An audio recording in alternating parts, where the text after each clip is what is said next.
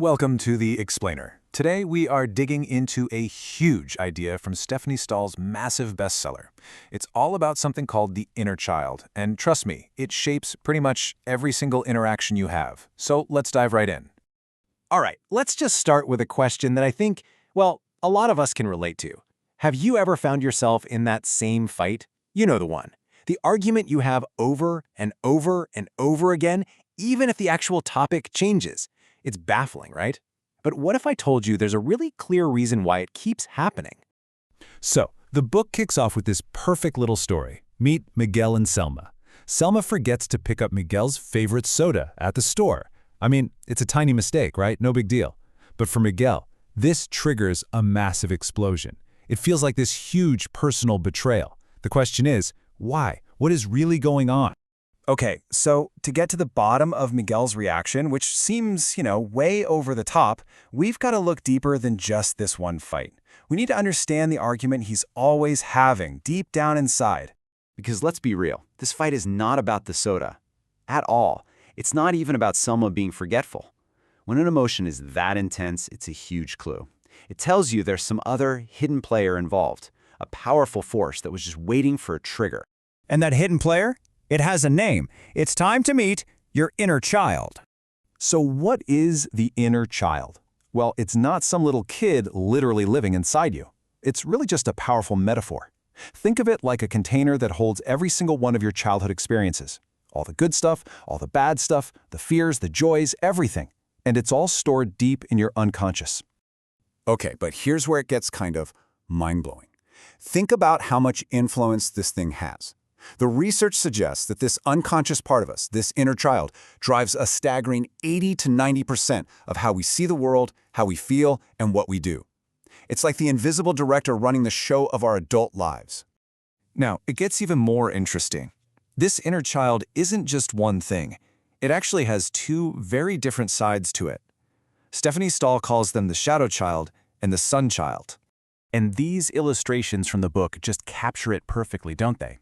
On one side, you've got this shadow child, looking sad, burdened, kind of small.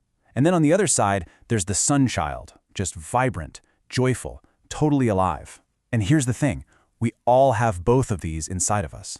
So let's break that down a bit. The shadow child, that's where we store all our hurts, our fears, our sadness, and all those negative beliefs we picked up about ourselves. It's the part that's constantly on guard, trying to protect us from getting hurt again. But the sun child, that's the complete opposite. That's where all our joy, our curiosity, and our healthy self-esteem live. It's our life force, really. So the big question is, where do these two children come from? How are they formed? Well, it all traces back to four basic emotional needs that every single one of us is born with. The book calls them the 4 pillars of our emotional foundation. We have a need for connection and belonging, a need for autonomy and control, a need for pleasure and to avoid pain, and finally, a need for self-esteem and recognition. And here's the key. Whether these needs were met or not met when we were little, well, that shapes pretty much everything. So it makes sense, right? When those basic needs aren't met, or worse, they're violated, that's what creates the wounds that become our shadow child. And this is the light bulb moment for Miguel's story. As a kid, his mom was just overwhelmed. She often didn't notice his needs, so his need for recognition went completely unmet. So now, as a grown man, a simple forgotten soda doesn't just feel like a forgotten soda. It feels like that exact same deep, painful rejection all over again. Okay, so this is super important. The point of all this is not to just sit around and blame our parents or our past. Not at all. Understanding where this stuff comes from is the first step for sure, but the real power, the real change comes from what we do with that knowledge today as adults. It's about learning how to rewrite that inner story. And the key to rewriting that story is to first understand something called our core beliefs. I love this idea. Think of them like the operating system running in the background of your mind. They're the automatic, deeply ingrained rules that your shadow child created just to make sense of the world and survive. So what does the voice of that shadow child actually sound like? Well, it's usually these simple but really powerful and often painful sentences. Things like, I'm not good enough, I'm a burden, I'm not important. For Miguel, his core belief was basically, my needs don't matter.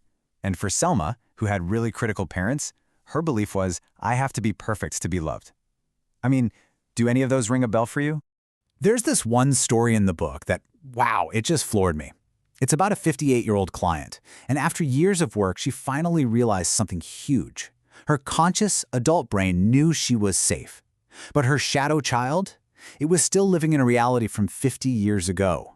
It shows you just how powerful these old stories are and how they can keep us emotionally trapped in the past.